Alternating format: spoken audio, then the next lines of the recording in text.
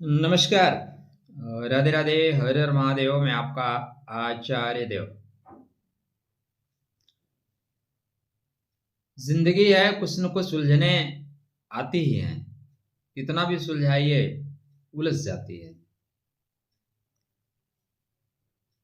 हम अपने परिवार को और घर को एक वर्ड यूज करते हैं, उसका नाम है गृहस्थी। जहां पे आप जितना भी संभालो ना, अस्थियां गिरती रहें, अस्थियां टूटती रहें, उसका नाम है गृहस्थी। उसी तरह जिंदगी भी है मित्र। यहाँ पे लगता है आप सब कुछ राधे राधे, और फिर कुछ नई चीजें सामने आके खड़ी हो जाती हैं। आज हम आपको इस वीडियो पे बताएंगे कि मंगल महाराज सूर्य का सानिध्य पाके अस्त हो रहे हैं या अस्त से दिखाई दे रहे हैं। क्या प्रभाव पड़ेगा आपके बर्थ चार्ट पे? मंगल अस्त तो जिंदगी पस्त, या मंगल अस्त तो दुश्मन और परेशानी अपने आप हो जाएंगे व्यस्त या हो जाएंगे त्रस्त। मंगल आपके राशि से, मंगल आपके लग्न से, मंगल आपकी एनर्जी है। तो जो ब्रह्मांडी स्थिति बन रही है, जब सूर्य नारायण के पास कोई ग्रह आ जाए, नजदीक आ जाए, तो उसको बोलते हैं अस्त हो जाना। 7 नवंबर से सूर्य नारायण और मंगल की जो स्थितियां बन रही है, वहां पे अस्त जैसे दिखाई देंगे, लेकिन अस्त नहीं होंगे। ठीक है, नियम क्या कहते हैं, नियमों को साथ चलेंगे। हम आप नियम से ऊपर नहीं है। यह वीडियो आपके लिए महत्वपूर्ण होने वाला है, इसलिए वीडियो पे आराम से लास्ट तक रुकिएगा। लास्ट तक रुकिएगा तभी समझ पाओगे, नहीं तो बीच में यात्रा मंगल में हो जाएगी। चैनल को सब्सक्राइब करने के लिए कहना पड़े तो फिर आप लोग महान हैं। राधे राधे, जय श्री कृष्ण। पहले हम चीजों को समझते हैं कि जो दिखता है वैसा ही होगा या ओरिजिनल में कुछ और होगा। जो जैसा दिखता है ना, वैसा ही मत देखना। देखने के लिए तो सारे नेता ईमानदार दिखते हैं, सारे अच्छी अच्छी बातें करते हैं, लेकिन ईमानदार होते हैं क्या? इसलिए अभी मंगल वृश्चिक राशि में है और सूर्य नारायण तुला राशि में है। सीधा से एक मैं आपको स्थिति बताता हूं। जब तक सूर्य नारायण वृश्चिक राशि में नहीं आएंगे तो अस्त तो कर ही नहीं सकते। हाँ, नियम कहते हैं, नियमों को मान के चलो। नियम से ऊपर कोई नहीं है। अभी दोनों अलग अलग स्टेट में है भाई। हम अलग स्टेट में हैं, आप अलग स्टेट में हैं, और मंगल वृश्चिक में है, अपने ही घर में है। तो 16 तारीख के बाद जब सूर्य नारायण परिवर्तन करेंगे, सूर्य देव प्रवेश करेंगे वृश्चिक में, उसके बाद मंगल और सूर्य का सानिध्य बहुत करीब बनेगा। चलिए देखते हैं। तो सूर्य देव 19 नवंबर को अनुराधा नक्षत्र में प्रवेश करेंगे। पॉइंट यहीं पकड़ के रखना। 19 नवंबर को अनुराधा नक्षत्र में प्रवेश करेंगे और मंगल महाराज, मंगलम भगवान विष्णु, कहाँ चला गया मंगल का पुराने साल वाला? यही होता है, मंगलम भगवान विष्णु। तो मंगल महाराज 1 तारीख से, चलिए मुझे याद है इतनी चीजें। मंगल महाराज 1 तारीख से अनुराधा नक्षत्र में, 19 तारीख को चले जाएंगे ज्येष्ठा नक्षत्र में। 19 तारीख को मंगल महाराज ज्येष्ठा की ओर प्रस्थान कर देंगे। तो आप एक नक्षत्र के गैप लेके चल रहे हैं। कोई भी ग्रह तब अस्त होता है जब एक ही नक्षत्र में आए। तो यहां पे अस्त होते हुए दिखाई दे रहे हैं, लेकिन अस्त नहीं होंगे। पहला पॉइंट, होना और दिखना दोनों में फर्क है। दूसरा पॉइंट, अगर यह स्थिति सूर्य नारायण की राशि में होती तब तो मंगल अस्त ही हो जाते, फिर कोई बचाव जा नहीं सकता था। अभी यह स्थिति मंगल के वृश्चिक राशि में हो रही है, तो अस्त का प्रभाव नहीं पड़ेगा। कैसे? ऐसे, कुछ ऐसे। आप बड़े आदमी हैं और आप मेरे घर में आ रहे हैं। कहां आ रहे हैं? मेरे घर में आ रहे हैं। तो आपका प्रभाव मेरे ऊपर रहेगा। मैं थोड़ा दबाव में रह सकता हूं, मैं स्ट्रेस में रह सकता हूं, लेकिन आप मुझे अस्त नहीं कर सकते, क्योंकि मैं अस्त हो जाऊंगा तो आपकी खान पान की व्यवस्था कौन करेगा, आपको पानी कौन पिलाएगा, चाय कौन पिलाएगा। इसलिए आप हमारे घर में मेहमान बन के आ रहे हैं, मेहमान बन के रहिए, ठीक है। जो नियम कानून करना है, हमें टाइट करना है, आप ऑफिस में बुला के टाइट करना। हमारे घर में टाइट करोगे तो हम मिर्ची ज़्यादा डाल देंगे सब्जी में, ठीक है। हम नमक ज़्यादा कर देंगे, खाने का टेस्ट ही खराब हो जाएगा। इसलिए सूर्य नारायण मंगल की राशि में जा रहे हैं, मंगल को अस्त नहीं करेंगे। सूर्य राजा है और मंगल सेनापति। अगर सेनापति को सूर्य अस्त कर देंगे तो फिर संभालेगा कौन। तो ये जो ऋषियों ने कॉन्सेप्ट बनाया उसको समझिए, आपके बर्थ चार्ट पे नहीं होगा, ठीक है। इसके पश्चात ये धीरे से आगे बढ़ेंगे। चलिए इनको हम आगे बढ़ाते हैं। मंगल महाराज सूर्य नारायण को हम लेते हैं। सूर्य नारायण 3 दिसंबर को ज्येष्ठा में जाएंगे। सूर्य नारायण 3 दिसंबर को ज्येष्ठा में जाएंगे, ठीक है, ज्येष्ठा में जाने दीजिए इनको। इसके पश्चात मंगल महाराज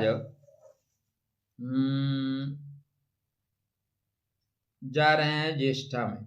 मंगल महाराज 16 दिसंबर 7 दिसंबर को मूला में चले जाएंगे। तो यहाँ पे भी इनके अंदर परिवर्तन, मतलब बीच में गैपिंग बनी हुई है, बराबर तरीके से गैपिंग बनी हुई है। जब एक नक्षत्र में आएंगे तब असर पड़ेगा अस्त का, मेरी बात को ध्यान में रखिएगा। तो यहाँ पे मंगल महाराज आगे आगे, सूर्य नारायण पीछे पीछे, ठीक है मित्रों। अब मंगल रहेंगे यहाँ पे 21 दिसंबर को मूला में, 21 दिसंबर को मंगल जाएंगे पूर्वाषाढ़ा में, ठीक है। सूर्य नारायण को हम देख लेते हैं। सूर्य नारायण 16 दिसंबर को मूला में जाएंगे, तो मंगल के पीछे पीछे ही चल रहे हैं पूरा 2025 में। मंगल आगे आगे, सूर्य नारायण उनका अनुगमन कर रहे हैं। मंगल मतलब सेनापति शासन तंत्र को ठीक कर रहा है, दुश्मनों को भीड़ को काट के अलग कर रहा है, राजा उसका पीछे पीछे अनुगमन कर रहा है। तो जो आपका रास्ता बना रहा है, जो ड्राइवर आपकी गाड़ी लेके चल रहा है, उस ड्राइवर को अगर आप सुला दोगे, उस ड्राइवर को अस्त कर दोगे, तो गाड़ी कौन चलाएगा भाई। इसलिए अस्त नहीं हो रहे हैं। चलिए और आगे बढ़ते हैं, क्योंकि ये बहुत दिन के लिए हो रहे हैं, 2 मई को उदित हो रहे हैं, तो तब तक अस्त रहेंगे तो जिंदगी पस्त ही हो जाएगी। इसलिए हम पूरा बात करेंगे, उसके बाद देखेंगे।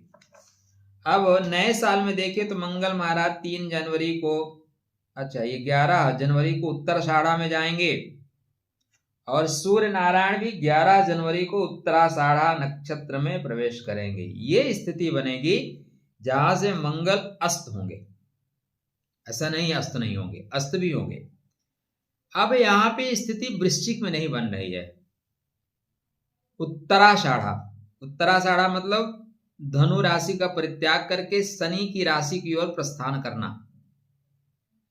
अब सूर्य नारायण यहाँ पे बलशाली होंगे, लेकिन ये वो जगह है जो मंगल का है, जो मंगल का मैदान है।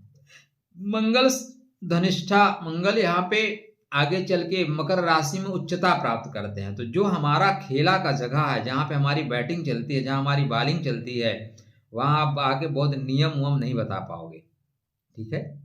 इसलिए मंगल यहाँ पे थोड़ा सा दबाव में आएंगे, लेकिन सेनापति है भाई, वो अपना जलवा दिखाएगा, तो बहुत असर नहीं लगेगा। लेकिन यहाँ पे सीनियर अधिकारी बेवजह आपके ऊपर प्रेशर बनाएंगे।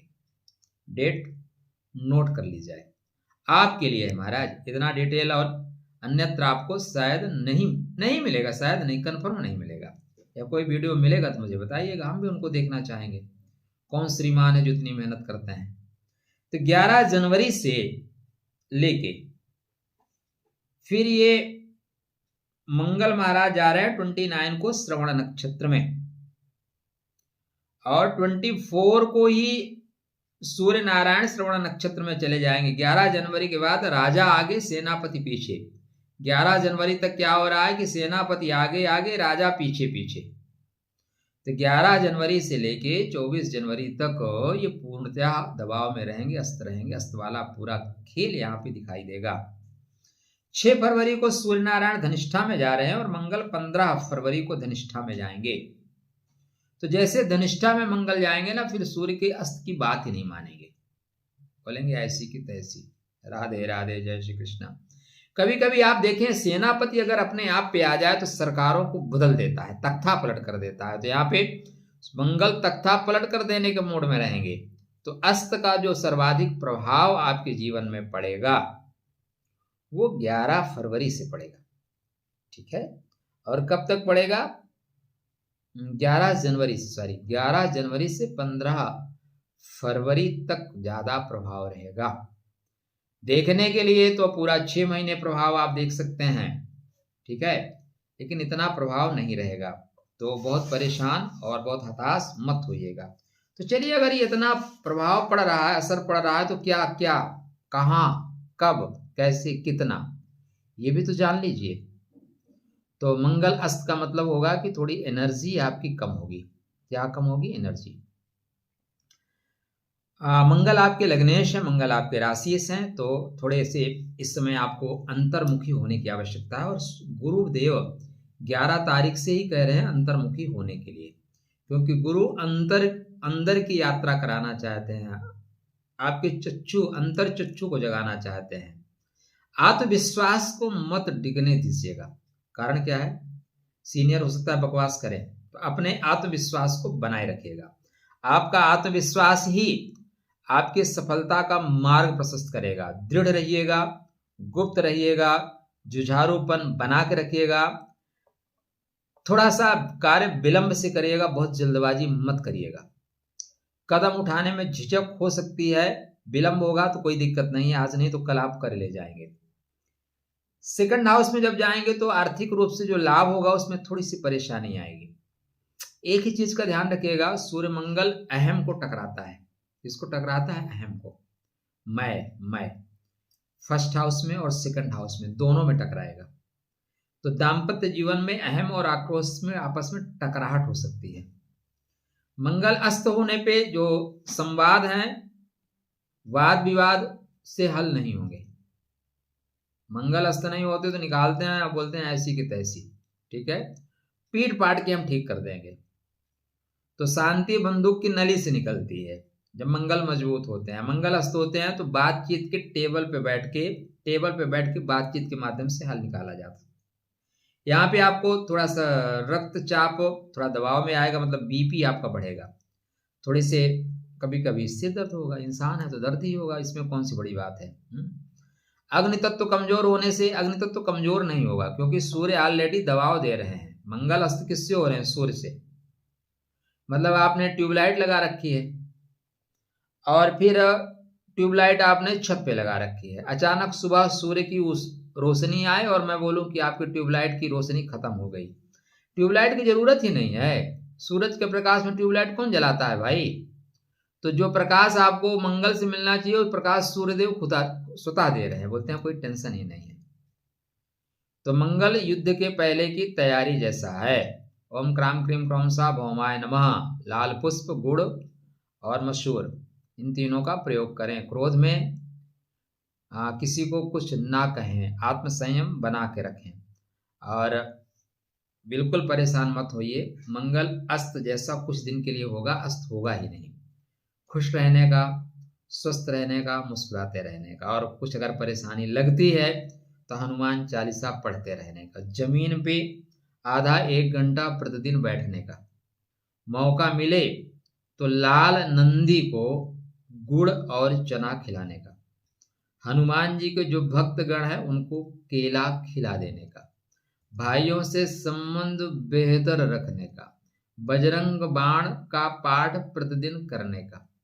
इसमें से अगर कोई भी आप 2-3 उपाय कर लिए, 2 उपाय कर लो, 5-7 नहीं, निश्चित रूप से इसका प्रभाव आपके ऊपर ना के बराबर पड़ेगा। मतलब रास्ते में थोड़े से कांटे हैं, हमने जूता पहन लिया, ठीक है, कांटे लगेंगे, छोटे छोटे कांटे ही बहुत छोटे हैं, तो पहली बात तो पैर में लगेंगे नहीं, लगेंगे भी तो जूते के जो है सोल में रह जाएंगे, आपके पैर तक पहुंचेंगे नहीं। तो बिल्कुल टेंशन मत लीजिएगा। अब पीछे मुड़ के नहीं देखना है, मतलब नहीं देखना है। यहाँ से चीजें वृश्चिक राशि के जातकों के लिए बेहतर होना शुरू हो गई हैं। बीच में कुछ अवरोध आएंगे, कोई मार्गी होगा, कोई वक्री होगा। ये जीवन की लंबी यात्रा पे इस तरह की चीजें होती रहेंगी। खुश रहने का, स्वस्थ रहने का, मुस्कुराते रहने का। राधे राधे, जय श्री कृष्ण।